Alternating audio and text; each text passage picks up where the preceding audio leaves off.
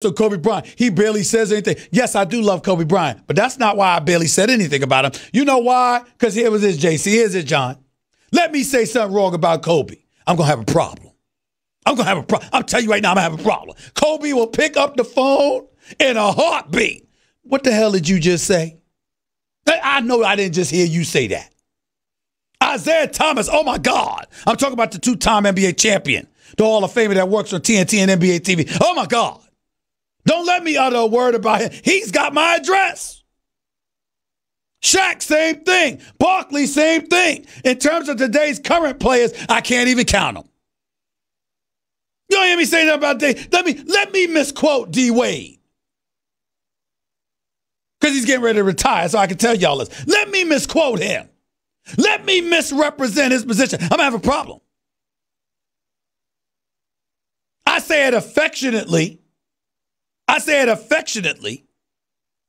Because we're cool, even though I don't talk to him much, I don't bother him much. Oh my God, don't let me say something about Chris Paul. I ain't gonna lie to y'all. The secretary, who can get in the way of Chris Paul getting to me? Because my God, you uttered the wrong word about him. Chris Paul gonna check you. Make no mistake about it. So you got a license. Even though you have a license, it resonates exponentially more when you know that a person has spoken to you and they have given you insight. You don't just ignore it. You appreciate it. And you move accordingly. Not talking to somebody, you've empowered them. Kevin Durant never said, I don't talk to Ethan Strauss. He said, he don't speak to me. He hasn't spoken to anybody. And if you're a reporter that's called out like that, you have to respond. And I'm anxious to see what Ethan Strauss's response is going to be.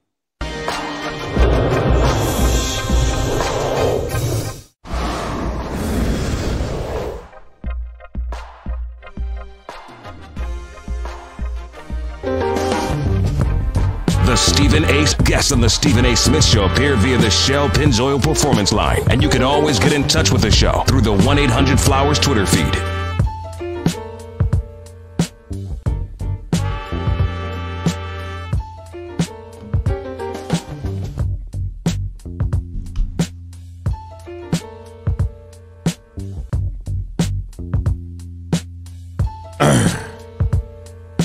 Get triple action protection for optimal engine performance with Shell V-Power Nitro Plus Premium Gasoline. Plus, ESPN Radio is presented by Progressive Insurance, making it easy to bundle your home and car insurance. Welcome back to the Stephen A. Smith Show right here on ESPN Radio and ESPN News. 888-SAY-ESPN is always the number to call up. That's 888-729-3776. Before I get to anything else, I wanted to revisit something that LeBron James said. On another matter, LeBron James, if you recall the other night, complained because Harrison Barnes had gotten traded. Harrison Barnes, then of the Dallas Mavericks, had gotten traded to the Sacramento Kings. LeBron was talking about how the player was still in uniform, playing in the game, on the bench, and then got traded. He wasn't aware at the time that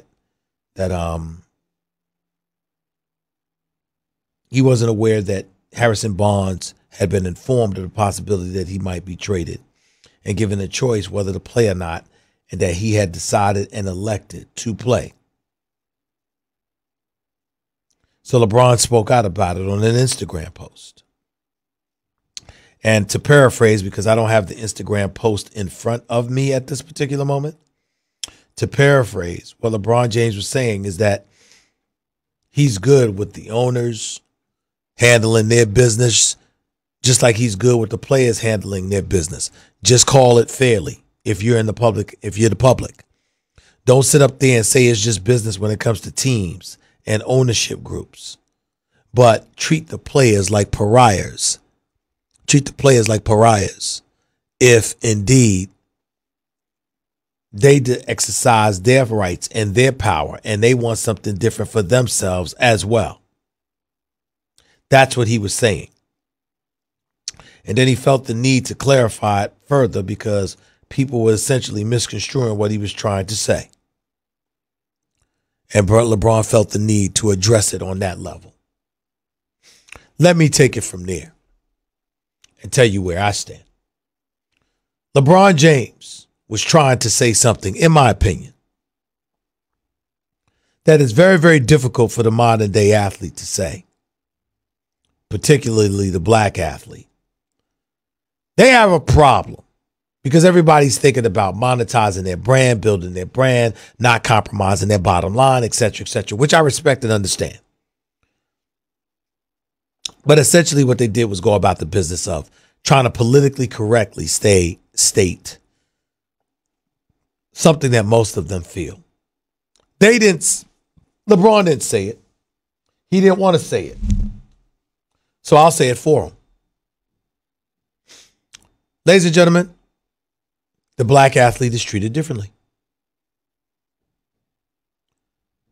Even a superstar like LeBron James, who, by the way, if you recall, had racial epithets spray painted on his gate in Brentwood, California, about a year ago. Remember that? You have an abundance of people in the United States of America who believe that you wouldn't be worth a damn thing if you didn't know how to dribble a basketball or catch a touchdown pass. So the mentality is that you should be grateful for what you have. You should be thankful for what you have, as opposed to being recognized for being the great talent that you are, who put in the hard work along the way to earn everything you have.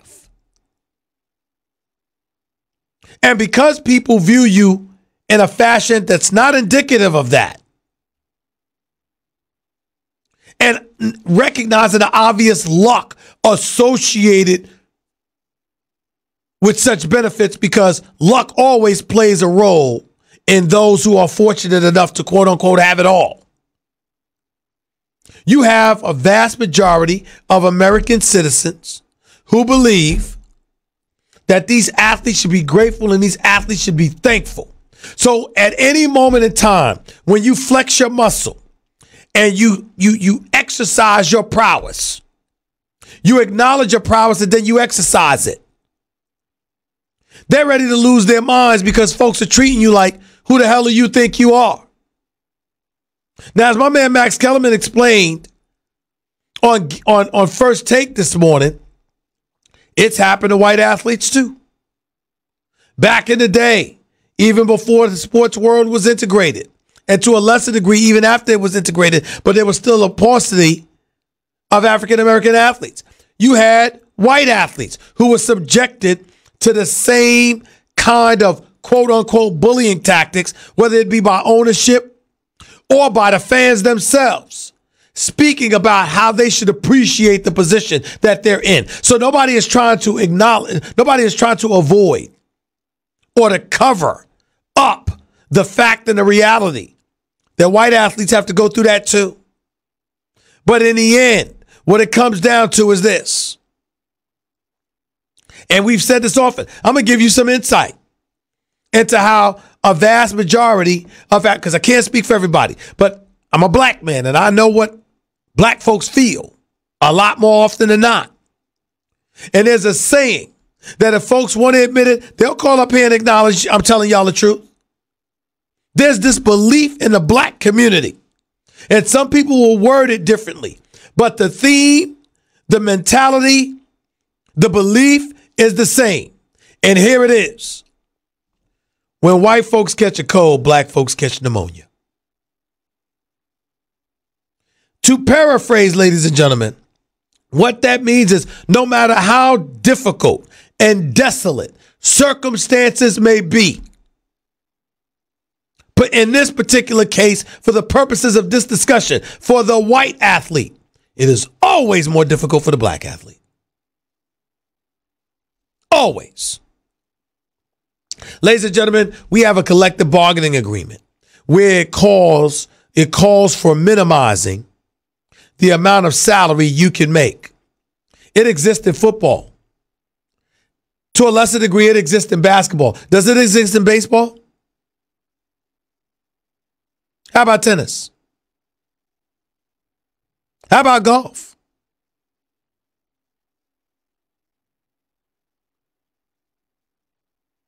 You know, where are these collectively bargained agreements that limit your earning power?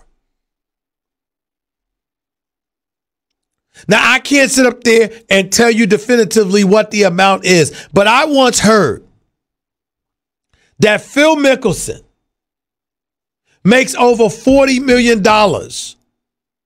annually for one endorsement.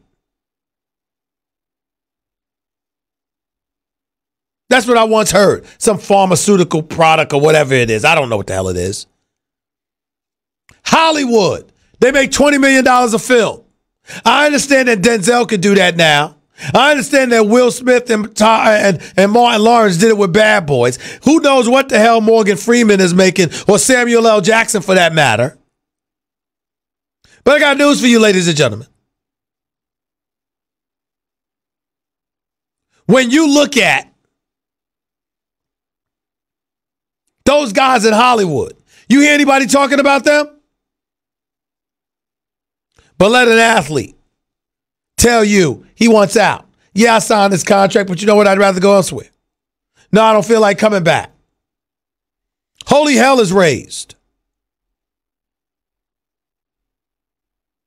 Let a black athlete tell you, you know what? I'm really not interested in school. I'm here to play professional sports and make as much money as I can while I can. Folks will be up in arms. But you know what? When it was Bryce Harper getting homeschooled and literally trained to be a professional baseball player by his own daddy, nobody said anything. These are the kind of things that folks like LeBron and others speak about or feel, but would never articulate in the way that I just did. Unless, of course, you catch LeBron James on The Shop, his show on HBO, which usually is very, very compelling television. I'm just saying. Something to think about. Because for him to feel the need to speak about that in the year 2019 should tell you something. Not just about how far we've come, but still how far we need to go before folks are perceived differently. Just thought I'd throw that out there. 888-SAY-ESPN. That's 888-729-3776. You're listening live to the Stephen A. Smith Show, ESPN Radio, ESPN News. By the way, fellas, today marks the 6-day countdown until Valentine's. For those putting off buying a gorgeous bouquet from my friends at 1-800-Flowers.com, do me a favor, please. Take care of it today. Because right now, when you order early, you'll get 18 red roses for $29.99. Or upgrade to 24 red roses for $10 more. To order 18 red roses for $29.99 or upgrade to 24 red roses for only $10 more, go to 1-800-Flowers.com. Click the radio icon and enter code Stephen A. That's 1-800-Flowers.com, code Stephen A. That's with a PH, not a V. Hurry up! This offer expires today. To your calls and more in a minute, hopefully before my man Maurice Bernard, Sonny Corinthos on General Hospital, by the way, comes on the show. Don't touch that dial. You're listening live. Stephen A., ESPN Radio, ESPN News. Learn what affects your credit scores and what you can do to improve them with Credit Karma. Maybe you need to dispute an error in your credit report, or you're paying too much interest. Credit Karma can help with that. Visit CreditKarma.com or download the app now. That's CreditKarma.com. Get the giant junior bacon cheeseburger meal for just $5 at participating Wendy's for a limited time.